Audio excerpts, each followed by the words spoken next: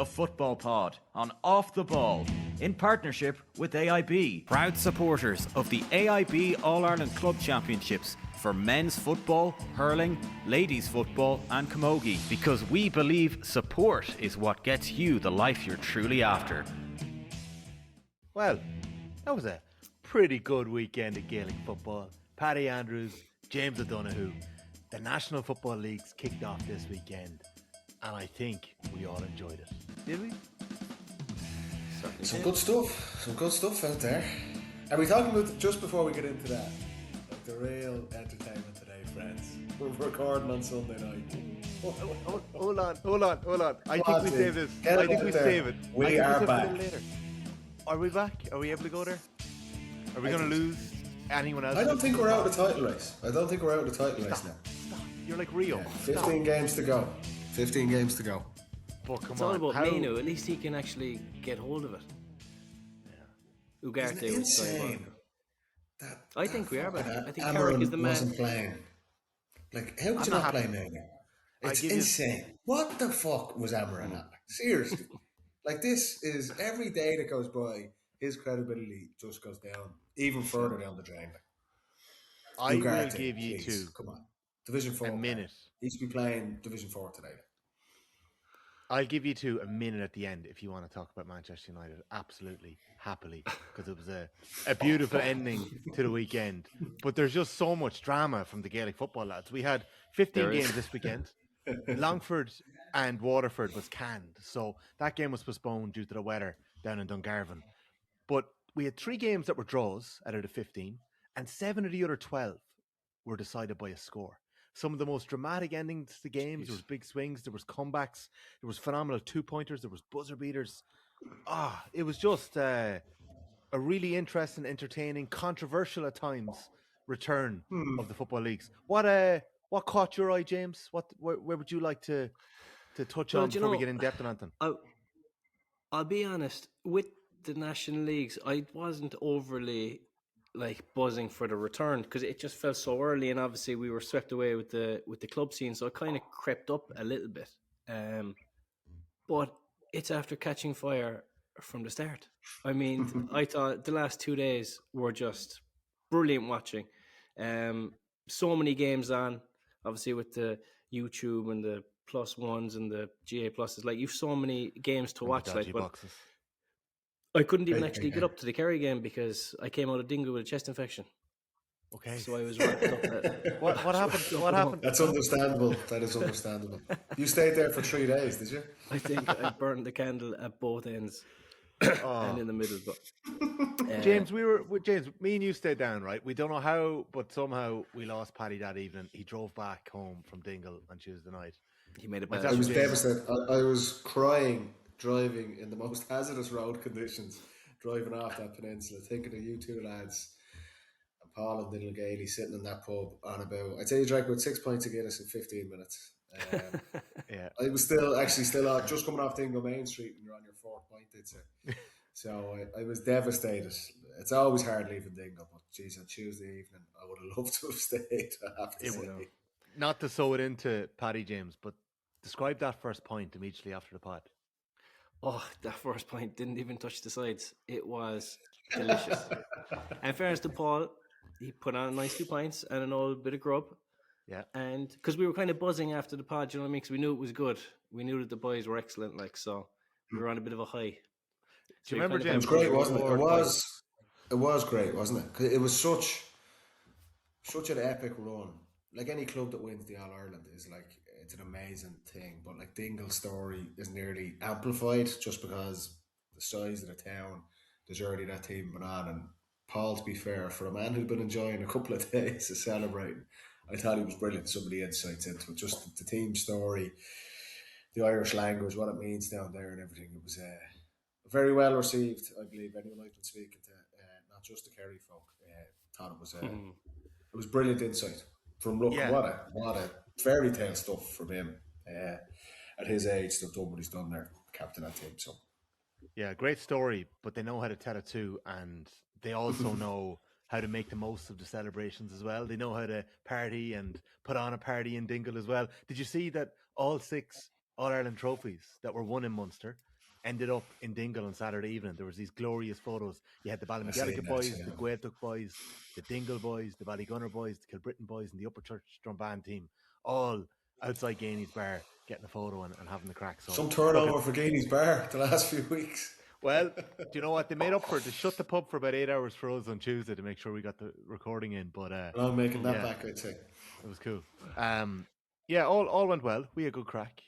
James, I don't know, has any videos surfaced from our time with DJ Flaboon in the back of McCarthy's?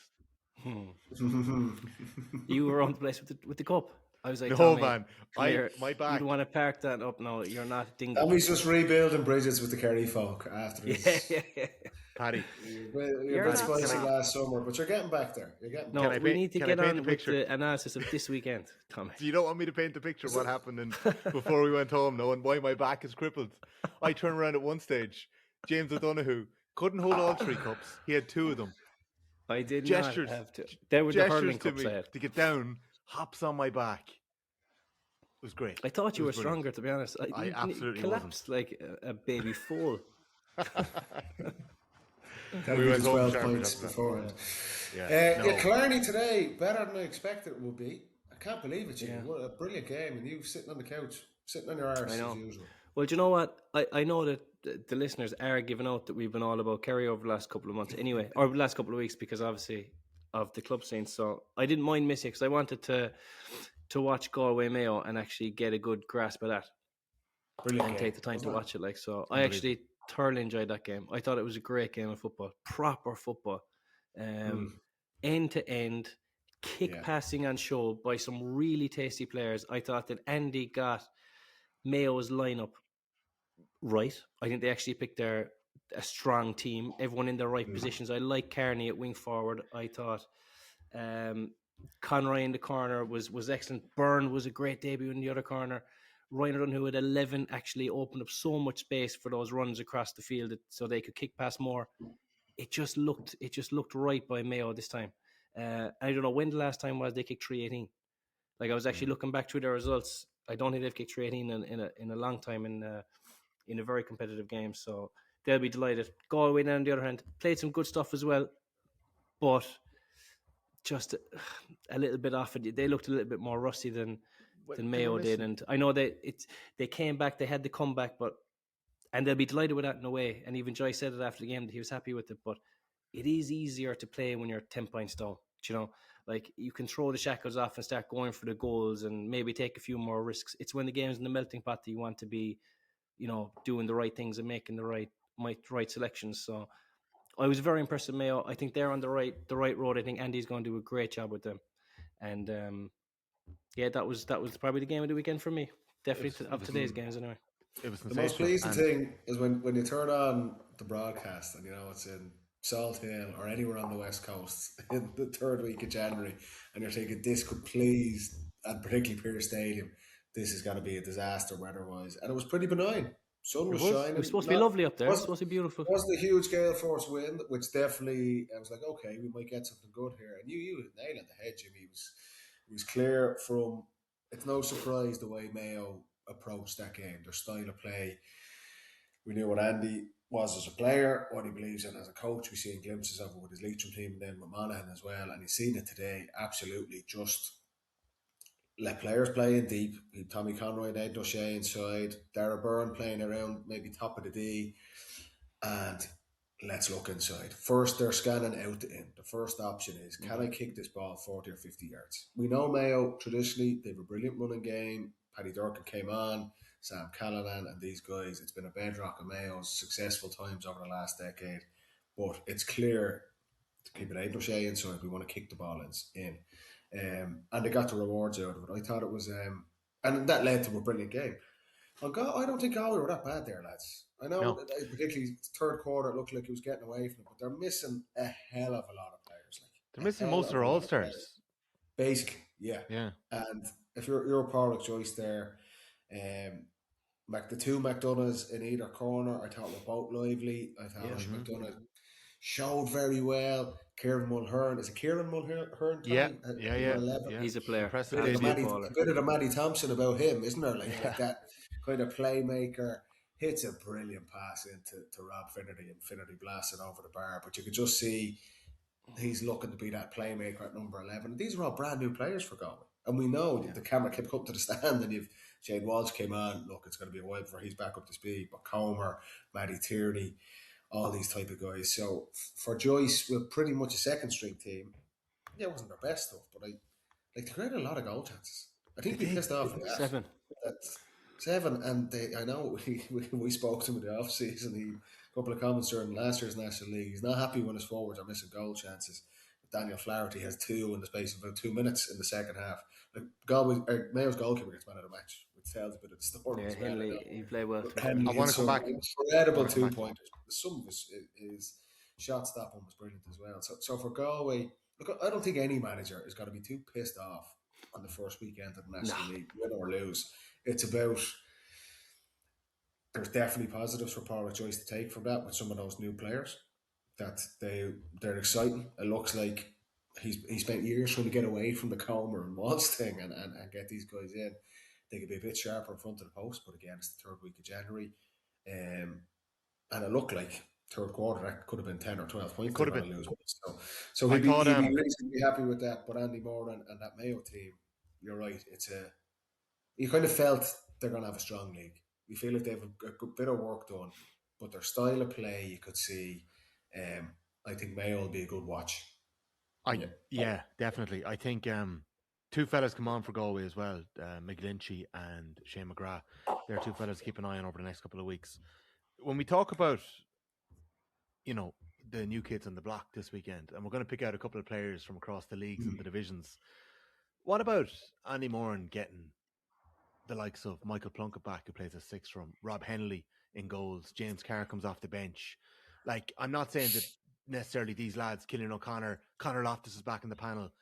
Like, these are 5 with a serious amount of intercounty experience. They're coming back in. They may not start every game, but it's a huge injection of experience, of quality into that outfit as well. And I think it made a massive difference. Yeah, but energy and feel good. And everyone in Mayo is interested in playing under Andy because of who he is. And Colin Boyle, the management team he's put around. There's, the last couple of years, there's been a lot of disquiet around. That's the reality of it. There's been, whether it's the clubs, whether it's the supporters, the media, the coaches, the players, it seems like the one thing Andy's going to bring is that enthusiasm, that infectiousness, and it's not a surprise that maybe some players who had stepped away from the panel are coming back in. It feels like Mayo supporters are always excited at the start of the season, but it feels like there's a re-energised buzz around that team. And also some of the established, like Aidan O'Shea, did Aidan O'Shea play the whole match again today? He's at his age with the miles on the clock, and he's mad for road in the middle of January. Jordan Flynn, I thought, was very, very good today. Clipping the scores again. We know he likes to pull the trigger, but it feels like there's just a little boost across the whole of that Mayo team. Yeah, with exactly. New bodies coming in, with younger players, that comes from maybe Jimmy, coach comes in and goes, "We're going to play this way, guys. We're going to play in the front foot here." That gives it does give a boost to the mood of the team. It's like we're gonna play in the front foot here, guys. We're gonna go after this. And that's Mayo. That seemed like what Mayo were at here today. It was full frontal press. They were pushing up. Yeah, Galway are right in it. It's a real game of football that developed. A lot of kicking too. What else stood out to you, James, from that game? Well, it was, look, again, it's the first weekend, right? I don't think we should do a full tactical deep dive into anything that happened today because fellas' skills aren't on, as sharp as they could be. Teams are only kind of feeling it out. But the kicking thing was something that I noticed from both sides. And I don't think that anyone has really cracked the kicking the ball inside yet with the new rules. Like, there's so much space in there. If you are willing to run, make enough runs, trust your hands, and just get a bit of a relationship with the fellow outside. And I think that Mayo's first instinct was to look in. And even if you are Tommy Conroy as a corner forward, Tommy Conroy does not want to be on the loop or does not want to be standing on the sideline, doing a little cut and having long range shot. Tommy Conroy wants to get the ball from a kick pass. He'll nearly take it in the corner. And that's where he comes alive. Then he wants to take on his man from there. So that was the first. I thought they moved the ball nice and fast, and actually play to each other's strengths. Having Ryan O'Donoghue centre forward was interesting. First half, I thought he did an awful lot of defensive work. He's captain this year. I think he's captain's role. No, Jack Coyne. Is Jack he? Coyne is captain. Sorry, Yeah, but he's in. he You was think he's pure in leader. there, vice captain maybe? See Yeah, him taking he was the like toss the there leadership today, role. no? Jack I Coyne see is that. there. Jack Coyne does. Oh, He's yeah, vice okay. captain. Yeah. But he still got up then for his scores and contributed on the scoreboard, which is hugely important, because if your number 11 has to be marked by the number 6, it creates an awful lot of question marks for the defense. So I think that having him at 11 is going to be really interesting if he's still scoring. And then they did the right thing more often than not. Over the last couple of years, you'd actually be watching Mayo and you'd be thinking, this attack, anything could happen. They could throw an outside of the boot from the corner flag. Whereas in this game, and it might be just a subtle change that makes a big difference to them, nothing was rushed, nothing was too stupid. They were still moving the ball fast, but no one was kind of doing anything off the cuff. It was more team kind of There's a bit more composure. and more composure. Now, at the end, they brought on those lads you said, Boland and Carr, a couple of wild shots at the end, but I suppose the game was kind of petering out. Yeah. But I think that was one thing. They were a bit more clever, a bit more composed, and moved the ball faster, play to each other's strengths. If they can get their conversion rate up high, really high, they'll be really dangerous. And they still need a left-footed kicker. And the last thing I'll say on Mayo, Byrne at 13, I thought was really, really good. Why do you like him, Jimmy? Because he's knacky, jinky. He tries something different. He wants to take on his man. And I criticised Mayo, was it last year or the year before, about quality. And I said, no one ever does a dummy. No one ever does something out of the ordinary. First thing he does is throw an absolutely sumptuous dummy solo and throws it over the bar. And I was like, this fella has got something. And then he gets his goal as well in the second half. I thought he was Finish just for the extra goal threat. as well. Yeah, lovely low finish, kind of a natural finish. Didn't try and do too much with it. Just looks like a natural forward, which Mayo were crying out for. Jimmy, yeah, nail on the head there. He's. You look at James Carr as an example. Really fast, strong, direct, scores these wonder goals, but he's erratic. That's today, not just today, but we've seen that. It's like Evan Regan in the past. Mayo have been struggling to find a guy who is clinical, composed on the ball, that won't do anything crazy. They have Ryan O'Donoghue, brilliant player. Killian O'Connor and Aidan O'Shea at the other end of their careers, but will do the right thing more often than not with the ball. Jordan Flynn can always chip in with a couple of scores from the half forward line. We know they've the running game, but just that type of forward, like a Rob Finnerty, that type of. I'm not saying he's Rob Finnerty yet. We've seen him once today, but he has skills and composure, calmness on the ball in the full forward line from Mayo. Tommy Conroy will get better. He's had lots of injury layoffs and stuff like that. I don't think he was brilliant today, but his energy, and he'll cause teams trouble, particularly as you go on through the air. The ground gets harder, space opens up. But someone like Byrne, they haven't really had someone like that in a long time, if ever, in recent memory. And just even on that today, you said it, just dummies, shifting the hips, calmness on the ball, clip a score, roll the ball into the corner of the net for his goal. I'm intrigued to watch him through the rest of the National League. And as you said it, Jimmy, it's first day. Let's not carried away by anyone, writing anyone on or off. But there was things he was doing today and how he was moving and his possessions and what he was doing with them I was raising my eyebrows seeing some of the stuff he was doing, and that's a positive. So let's see how that develops. If the Dubs next week, so Jesus Christ, that's the thing. See that. Dara Byrne, I think there's a lot of excitement in Mayo about him. Clare Morris' kid was on the 20s team of the year last year as well in corner forward. He's gone from 20, so obviously, is he? I reckon so, yeah. There is a couple of fellas on the senior panel in Mayo that are still involved in the 20s, but I think Dara is a year out now. So, he's one of the younger lights that definitely caught the eye this weekend. Very briefly, and we're going to move on from here, but we mentioned it, we touched on it earlier, but Rob Henley scoring 3 2-point frees, one of them from an outrageous distance. That one was They thought it was closer, and Ryan O'Donoghue was calling them up, and then Conor Lane's linesman got involved. Said, "No, it's back another 15 there." And Henley was already up there. He said, "Fuck, I may as well have a go now." Like, I'd say if it was there originally, he wouldn't have come up. Like, for sure. But Paddy, his saves, like the saves are off the charts. And just to mention, unbelievable saves. At one stage later on, when Galway have the dander up, the momentum, Shane Walsh leaves Sam Callanan on his hole with a dummy, a step inside.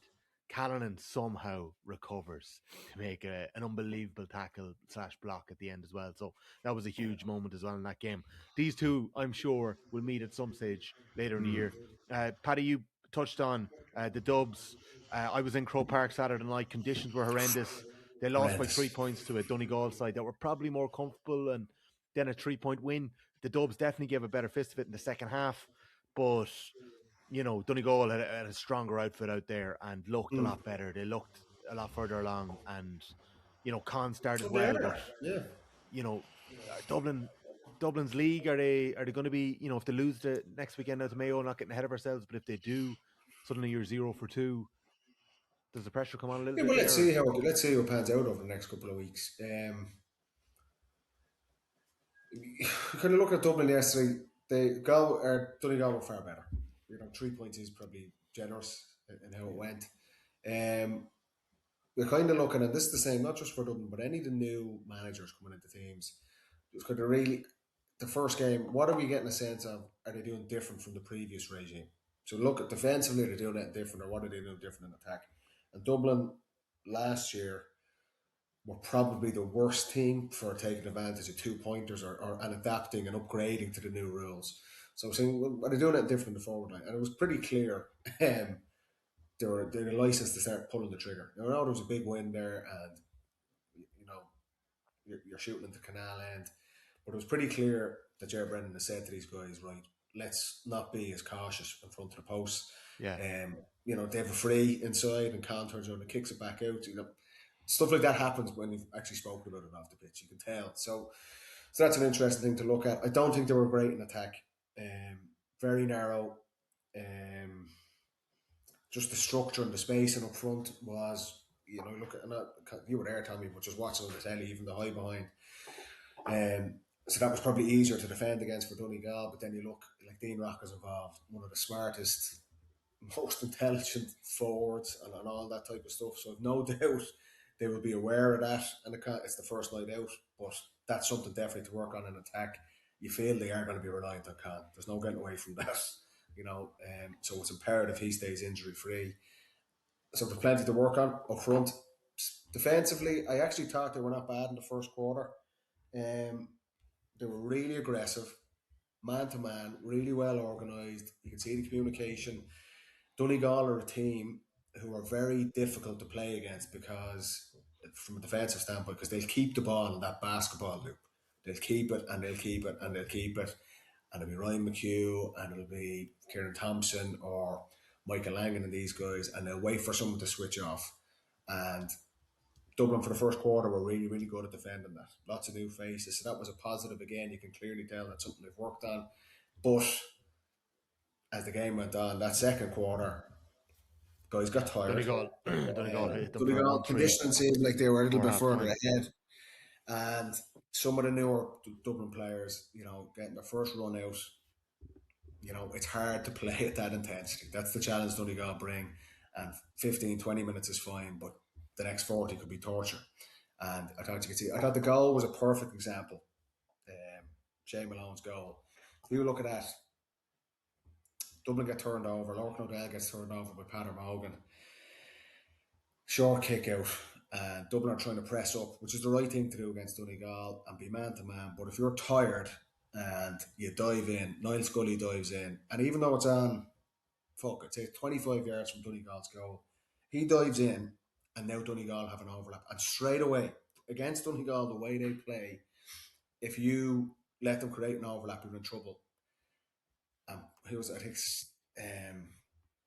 the wing back, Tommy, for Dublin? Robert Shaw, is it? Yeah, making his debut, wasn't he? Making his debut. So he pushes up and he's caught in two minds. It's an overlap, even though it's like on Donegal's 45 and Caelan McGonigal just drifts in behind him. And he can't get back. He just realises too late. And that's inexperience. That's not used to playing against Donegal, where they come at you in droves. And if you don't tag runners, that's what will happen. And literally, it's going to be. And it's a goal chance, and it's just. He took it brilliantly, Malone. And then, he took that so well. I think he was probably a little bit outside of the game, outside of that. But, in the second half, James, when Dublin get a bit of a run on them, Michael Langan steps in with a 2-pointer. I think he gets 2. Darragh Wheel gets 1. You could just see, as Paddy's saying there, the levels that maybe Donegal were at. They were able to just keep Dublin at arm's length. What did you see in that game, James, just briefly? I think that Donegal were 10 to 15 points better than Dublin on the day. Dublin looked like a new team. And Donegal, the only reason Donegal didn't actually punish Dublin was because I'd say they haven't even kicked the ball at the post yet in training. That's what it looked like. They missed an awful lot of they had missed an awful lot of wides that would have really put the dagger in. You know, when it completely deflates a team, you know, when 3 or 4 points goes in against you on the bounce, they had chances to do that and just didn't. And Dublin actually got it back to 2 in the second half, but then Langan steps up with that 2-pointer to kind of push the gap. And you know what a worrying thing? They were so dominant in midfield, Jimmy, weren't they? And Donegal, Jason McGee, Hugh McFadden, Michael Langan, these are big, big guys. Massive fellas. Dublin, from a Dublin perspective, Evan Comerford's kickouts were not on the money, which, okay, that can happen. But Dublin's midfield is Tom Lahiff and Ethan Dunn making his debut. Tough day at the office for those guys. So very tough day, yeah. When you're newer players, Dublin's whole half backline, brand new, debutants, midfield, inexperienced, and you're coming up against the team. You said, Tommy, Donegal look like they've a bit more done. I know both these teams have actually done a good bit of training. But Donegal as a team are just further down the road. It is a new Dublin team. But that middle third, Donegal were so dominant. Loads of possession. And that's when you're chasing against a team like Donegal, it takes it out of you quickly. And a lot of those new Dublin players, that's the lesson. I think you're going to see that. I think you could see it in Castlebar this weekend. Kerry come to Croke Park on the 21st of February. Yeah, it's Kerry, a tough Donegal, place to learn Division 1, but Kerry Donegal this weekend as well will be fun. It was brought up in the post-match press conference to Jim McGuinness. I asked them if they've got a win in Croke Park, they've got Kerry next weekend, can they park last year's All-Ireland final defeat after that? And he gave a curt enough answer to it. And then it was brought back up a little later by Cara O'Kane of the Irish News about, the zonal defence and some of the coverage of last year's All-Ireland final defeat. And you could tell that, well, but it was interesting. Donegal obviously did so much right last year. I think they won 10 games on the way. They lost their 11th.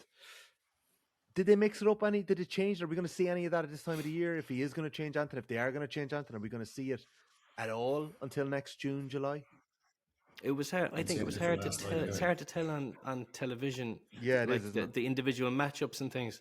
They definitely went more man to man. They were going man to man. Now Dublin kicked 20 points, and Dublin weren't at it either. But it's very hard to tell. But he didn't take that question very well. I think the whole country knew that they made an error last year in the final by not marking some of the best forwards in the country. Come on, it's obvious. I don't think we should even read into that. He's obviously being a bit defensive. But on the game against Dublin, I think Shane Malone's goal, right? If you notice that when he takes that ball, it's actually a good finish, because a lot of players would have tried to grasp that ball and then decide what they're doing. But he doesn't even catch it. He kind of palms it down to himself. Quickly, very quick. Again, that natural instinct of a forward, of a finisher, I think that was key, obviously, for the goal at that time. And Mulroney, he has the worst start to the game you could ever have. He kicks the ball, he does a bad kick out, then he gives away a 45, and then he comes up for a free and misses it, right? And after that, he was absolutely outstanding. He came up and slapped over a couple of 2-pointers. And I just thought that was brilliant from him to be able to park 3 mistakes on the trot and come back and deliver from then on. I thought that was excellent, because first league game, you're under a bit of pressure, make a couple of mistakes, but he stepped up and they're brilliant after that. So there was still a couple of great things. Important to be able to bounce back. I'm going to move on, lads, because there's a lot more to get. One thing on Donegal, Tommy, as well, Royalty and Kieran Moore. I was looking at Royalty. Beefed up. The two of them have beefed up again. It's just I'm looking at it from my Dublin hat on, going, here's 2 kids that have come through. Those 2 players are going to be, they're already at the highest level. They are going to be iconic players for Donegal. And they're just going like, 2 young lads at that age have that quality. And when's the last player that's come through for Dublin? To be anywhere near that level, like You had it was good an eye enough there for a opener. while. Do you know? Yeah. Come now, Tommy. Fuck the past. It's I know, today. Paddy, I Come know. on, man. But Rorty and Moore, like when you talk DNA, like we were looking at the Dingle DNA, I suppose, last week, but they have quintessential Donegal DNA. They're proper footballers from Donegal. But they're just quality. Do you know who has a big year in him this year? And he needs to have a big year for Donegal to win it, is Conor O'Donnell. And Paddy, you said it at the start of our analysis in this game. Donegal love a slow attack.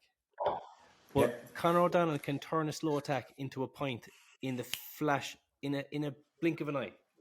If they just give him more of the ball, just give it to him and he'll get a shot off. I think a lot of the other fellas, they kind of recycle.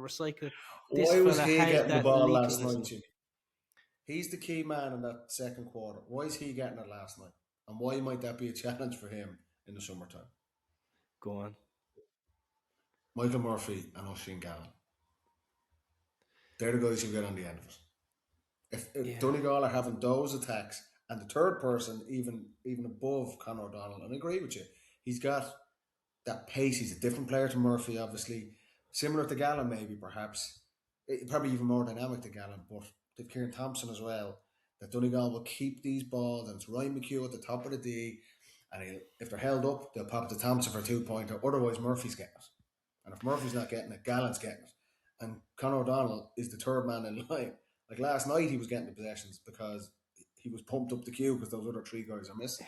But I agree. He has to pump himself up the line. He has to get up the line because that's when the real responsibility.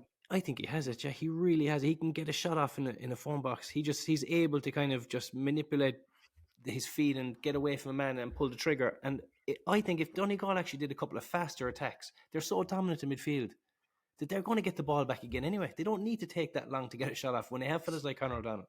They played brilliantly yesterday. Would you prescribe to the notion that Donegal would be better served adding a bit more to their attack rather than worrying about their defence that served them so well for much of last year, but obviously malfunctioned? I think they have a very good attack, Tommy. I think their percentages are high, they're clinical, they don't do anything stupid. Yeah. It's hard to criticise probably the second best team in the country. Yeah. And I don't think they played very well in the final last year. They did not play well defensively. I don't care what Jim McGuinness says in an interview.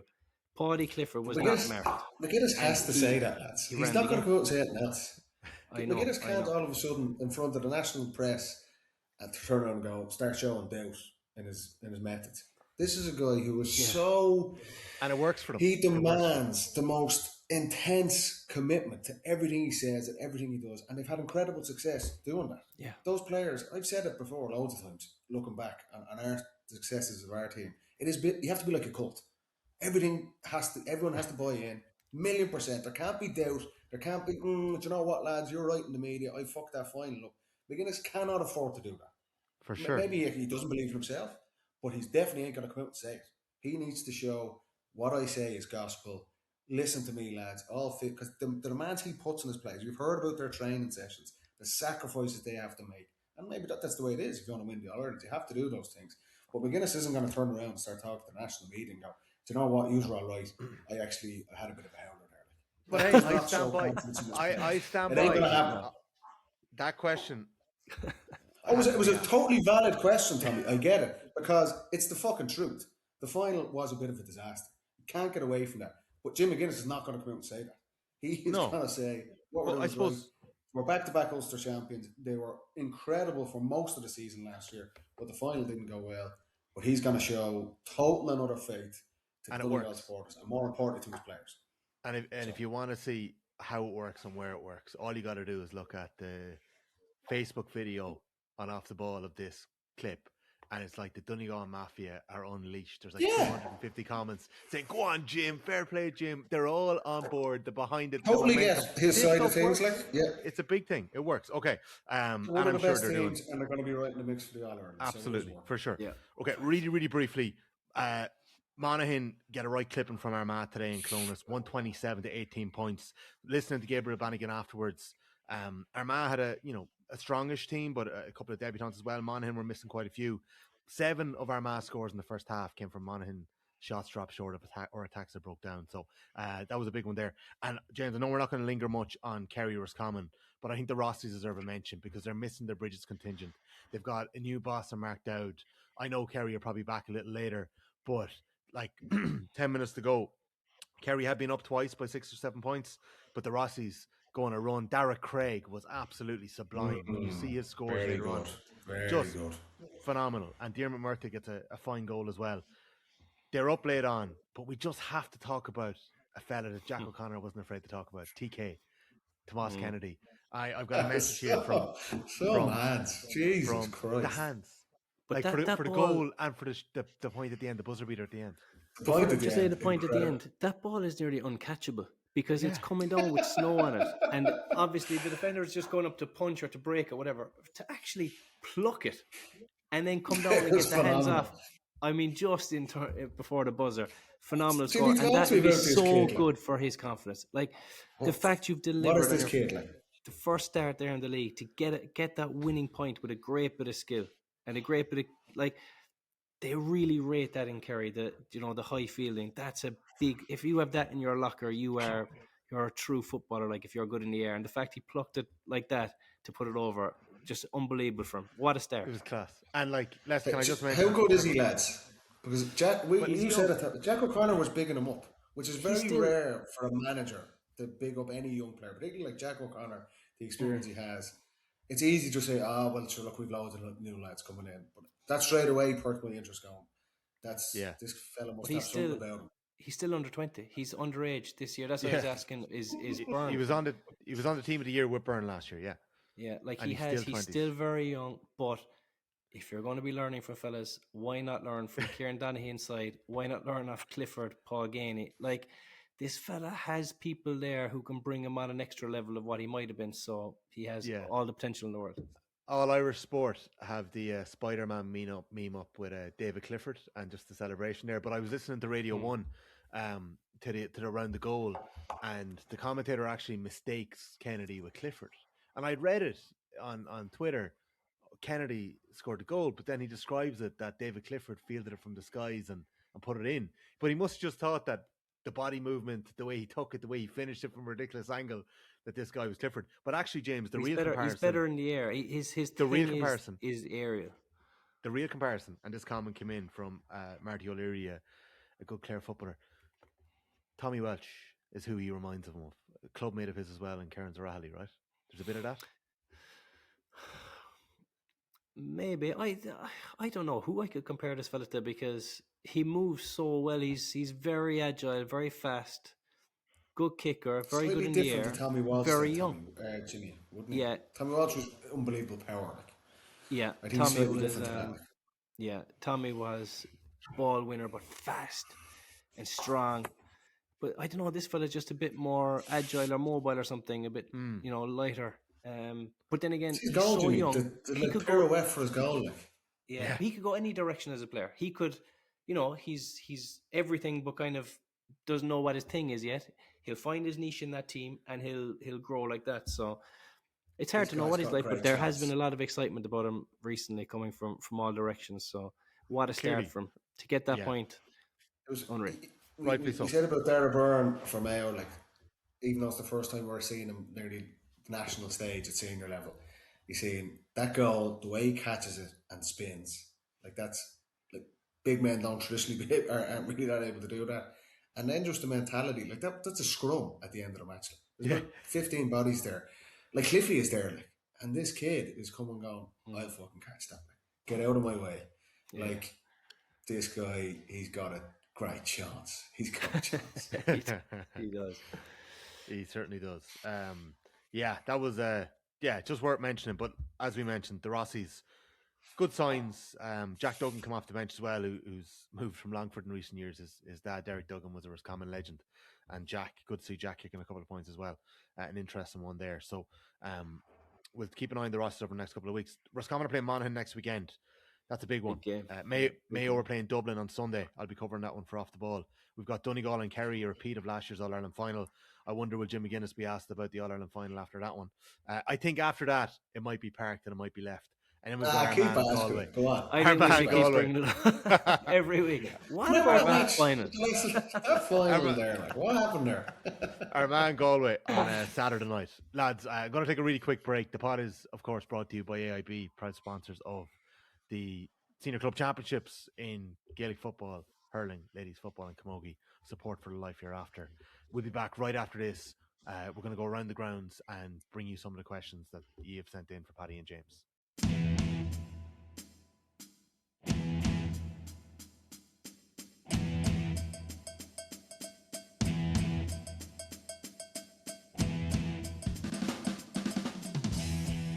You're very welcome back to the Football Pod with Paddy Anders and James Donoghue. We're picking through a brilliant weekend. We went a little long there on our Division 1 stuff, but there was just so many talking points to pick out of, especially from the Galway Mayo game and the Dublin Donegal game. Let's just look briefly at the results in Division 3 and Division 4. I just want to pick out a few bits.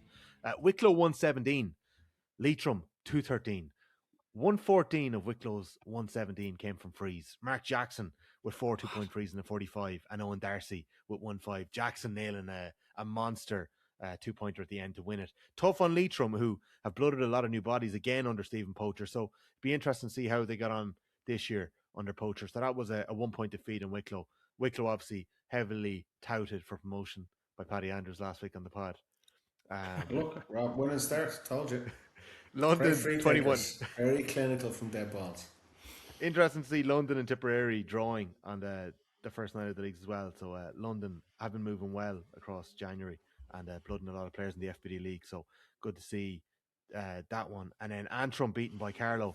Carlow under Joe Murphy, they've had another couple of months under Joe Murphy, who took over last year in the middle of the season from Shane Curran. Big result there for Carlow in the race for promotion. I think I'd actually given Carlow a shout as outsiders on the pod last week. Chris Blake with 1-4 and a clatter of others adding to that one there. Division 3 is going to be interesting this year, lads. Westmeath were very lucky late on. They were in control at one stage, but they beat Sligo with 2 late scores in injury time, 2-14 to 1-16. So a good win off the back of their O'Byrne Cup win last weekend. Wexford got the better of Fermanagh, so the promoted Wexford win, and that one 113 to 12 points. Laois and Leitrim, a draw, 110 to 13 points. And on Saturday night, speaking to a couple of the Clare contingent who had made the trip up to Park Esther and back to Clare that night, a good game.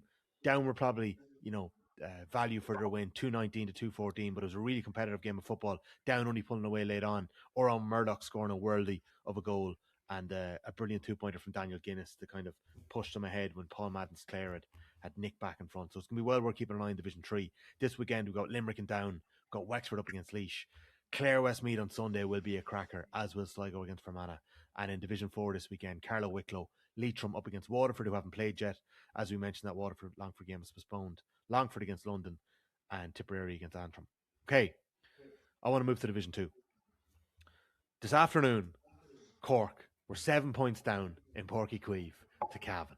Cavan, who nobody have given a chance to, that everyone have put at the bottom of Division 2. They didn't start Paddy Lynch. He comes on in the second half. Gerald McKiernan, I think, scores 4 or 5 points. They have a clatter of young lads making a big impact. Darren McVitie with just the driving heart of the side as well. But who comes on? Stephen Sherlock with 15 minutes to go. Kicks 2 2-pointers, including one at the death. And Cork just about get away with it. Oh, this could be a massive result in the end of things, lads. Massive turnaround there for Cork later on. They're blessed. They've been slow starters for years, and they're just blessed. They needed. I think they needed a good start this year because Momentum. Yeah, they've just had a stuttering start a couple of years, and they've got going eventually. But you need a couple of points on the board early. But with Sherlock looked so sharp in the club Munster Championship, and you're thinking, how is this fella not playing a pivotal part for Cork? I know he stepped away last year, but they have to get him on the field. Whatever little tactical change they need to make to get him on the field when the game's in the melting pot, they need to do it because the ability he has in his right leg. There's not many fellas in the country with the same kicking ability, and you can't leave that at home. No. you just think for that how important that is. Like the Cork have aspirations to get promoted. You know, whenever about us or outside the camp, him and on, their goal is to get back into Division 1. And you look at fixtures coming down the tracks, like Tyrone, Derry, Meath got off a very good start. If Cork don't win our home game against Cavan, the first night out, Yeah.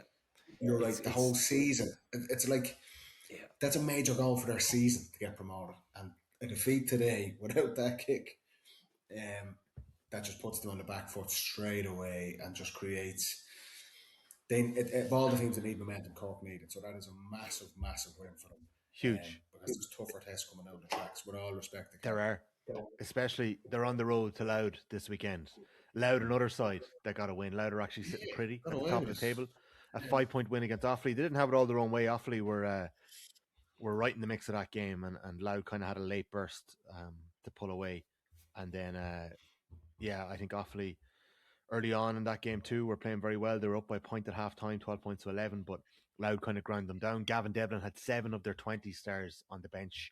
I think only one of them got used, but he's obviously blooding a couple of bodies in there. And I think Louth need to add that little bit of depth if they're going to push on from winning that Leinster title last year and maybe go back to back or try and push on to an All-Ireland quarter-final or a semi-final like Meath.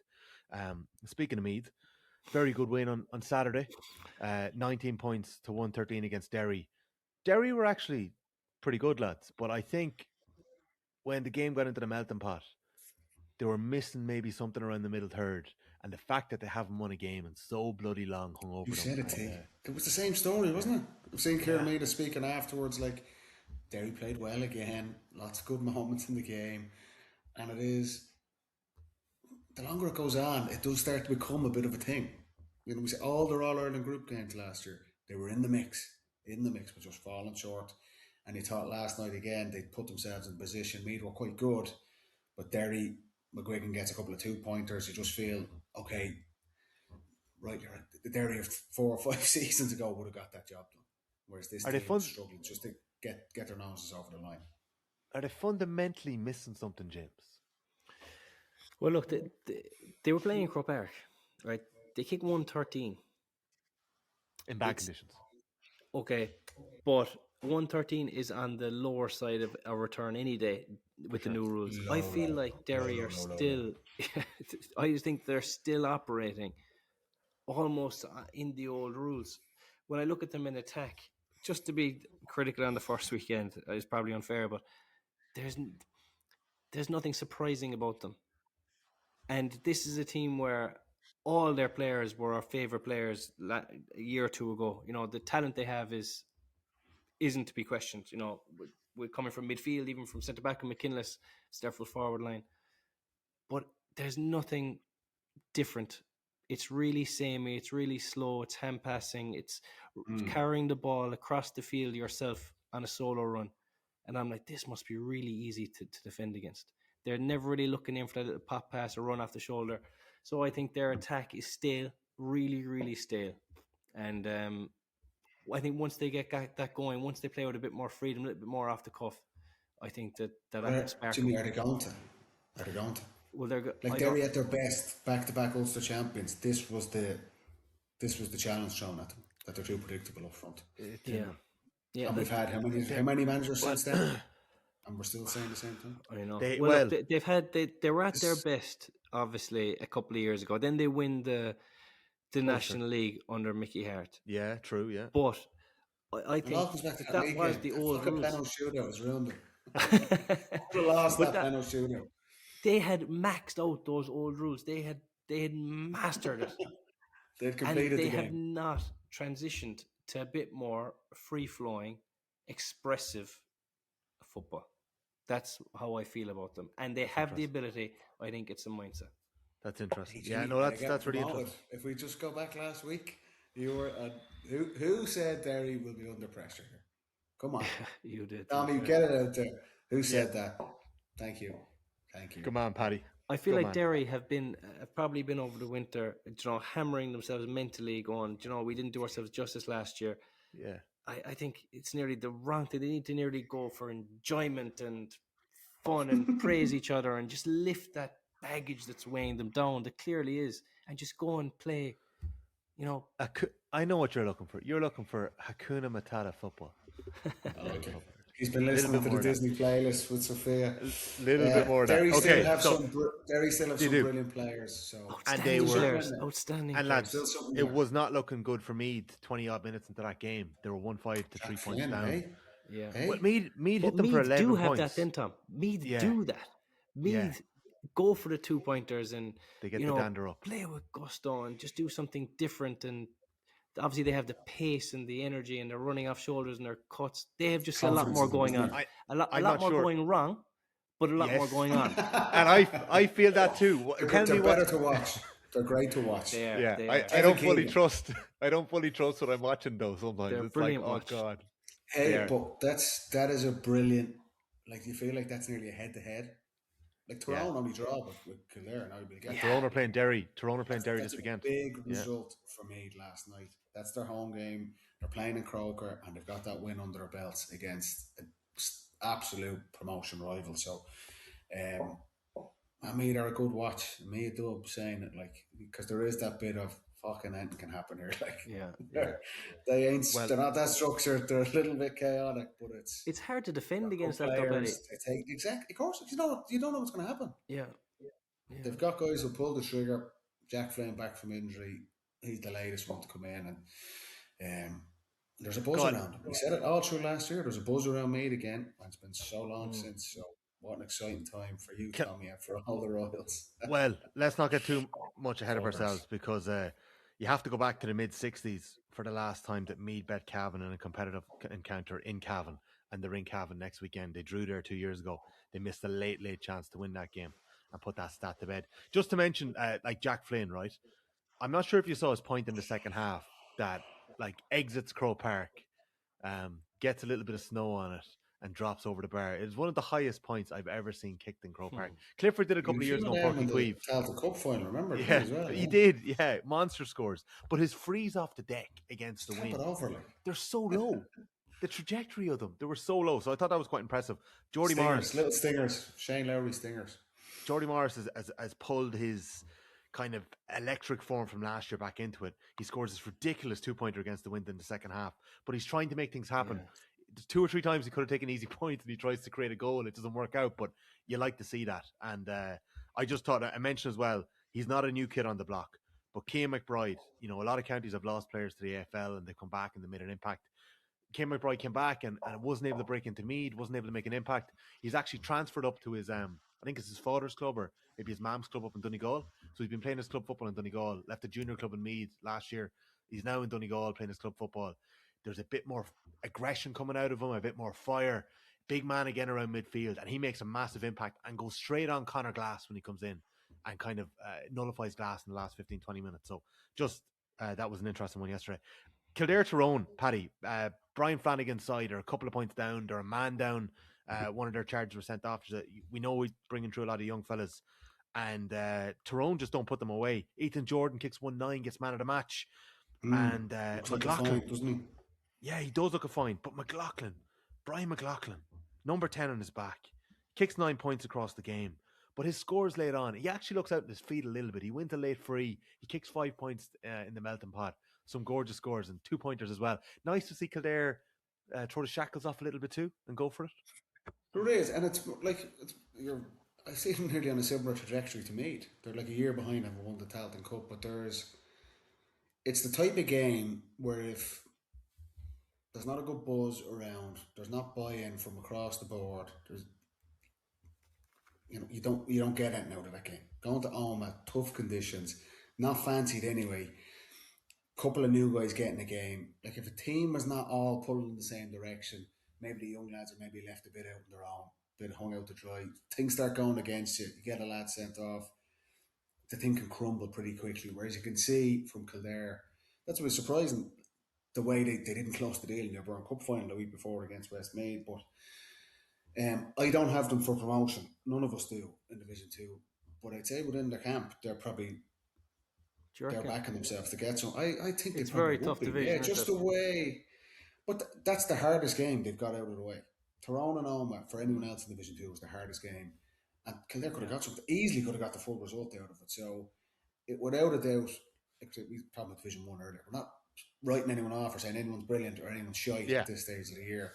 But I think there's a lot of positives for Brian Flanagan and that Kildare team and some of those young guys. And the same for Malik O'Rourke and Tyrone. Look, we've seen some of their players coming in, Derek Cavan, McElhone coming in off the bench as well. Ethan Jordan's the latest guy that comes in and he can kick scores as well. They'll only get stronger, but I wouldn't have Kildare to get anything out of that game, and to go up there and get a result is sets them up nicely. Keep an eye on them for Division 2. No, that's definitely a couple of teams in the mix there. So this weekend, Derry v Tyrone, Kildare v Offaly, Cavan v Meath, Louth v Cork.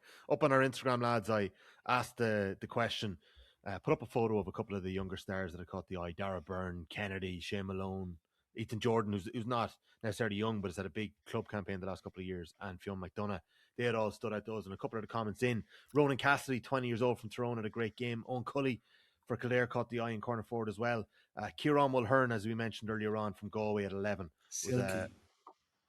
Was exciting to watch. Silky this weekend. Brian McLaughlin from Kildare. Luke Brannock comes off the bench. We saw him last year. Comes off the bench and gives a bit of bite to Dublin as He's well. a good player. He is a baller. What age is 20, 21 or 2 maybe? 20. Is he that old? Will not be older. I feel like I watched him in an under-21 championship game against Meath in Parnell Park maybe 4 years ago. Okay. Dublin beat him. You might have been at it. You could see the few injuries last year. Under 20s and 23. Under 20s and 23. So he's probably 22 or 3. Good age to be. And he kicked the late 2-pointer against Kerry last year in the league. Fergal O'Brien from Armagh, Dara Byrne from Mayo, excellent, is from Deck, and then Finn Dugan with a shout for Shane Malone. Just briefly, lads, a couple of the quick questions that are in. Andy Murnan keeps getting better with age. Great to see him today with Armagh. What a player from Jamie McGann. Mick, and a lot of questions from Roscommon fans. They just aren't happy with what went on down in Kerry. They feel like there was a couple of harsh frees given against them.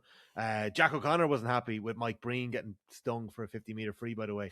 We might come back to that. He thinks it's the Rossies were saying the hooter had gone before he fished the ball over the bar, so it should have been... I think they were saying that the hooter was was late. Wasn't it? The hooter was late. In the stadium, see, the stadium clock and the TV clock didn't sync. So I only thought there was 2 seconds left. Yes, it's not. We got to figure this out. So the Rossies say when Sean O'Shea kicks the free and it's in the air, that's it. Is that the right? Yeah, but that's not the rule. Before that, that is, yeah. They're saying it should be over before he even takes the free. They think the hooter went on too long. Yeah, I'm not sure. What's the problem? The rule is, right? The rule is, and what did the manager watching say? it back, Mark Dowd wasn't really complaining about the hooter. He said it was up to the referee, and Jack O'Connor didn't really get into the hooter.